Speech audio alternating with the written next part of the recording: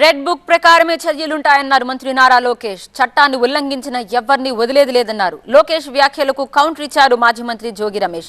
కూటమికి అధికారం ఇచ్చింది సూపర్ 6 అమలు చేయడానికి మాత్రమే అని, రెడ్ బుక్ రాజ్యాంగం తీసి కక్షపూరితంగా కేసులు పెట్టడానికి కాదన్నారు మాజీ మంత్రి జోగి రమేష్. ఎవరైతే చట్టాన్ని ఉల్లంఘించారో వాళ్ళని నేను వదిలిపెట్టే ప్రసక్తే ఉండదు అని నేను ఊరూరు మాట్లాడాను స్వామి. ఎర్ర బుక్ పట్టుకుని తిరిగా చూపించా ప్రజలకి.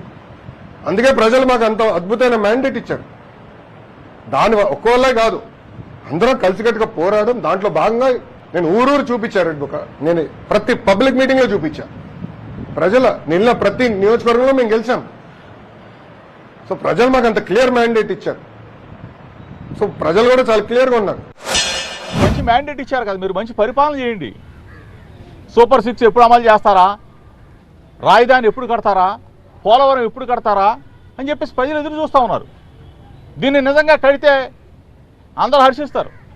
సూపర్ 6 అమలు చేస్తే మీకు ఓట్లు వేసిన వాళ్ళందరూ కూడా మళ్ళీ జేజేలు పలుకుతారు. కానీ రెడ్ బుక్ తీయాలా, రెడ్ బుక్ రాజ్యాంగం పాటించాలా, జోగి రమేష్ని అరెస్ట్ చేయాలా, జోగి రమేష్ని కొడుకుని అరెస్ట్ చేయాలా, వైఎస్ఆర్ కాంగ్రెస్ పార్టీని లేవకుండా చేయాలి. ఎట్లా కుదురుతుంది? ఇవన్నీ ప్రజాస్వామ్యంలో జరుగుతాయా? ప్రజాస్వామ్య వ్యవస్థ. మొన్న మేము ఉన్నాం, ఇవాళ మీరు వచ్చారు, రేపు మళ్ళీ మేము వస్తాం. ఇవన్నీ జరిగాయి కదా. దీన్ని దృష్టిలో పెట్టుకోండి.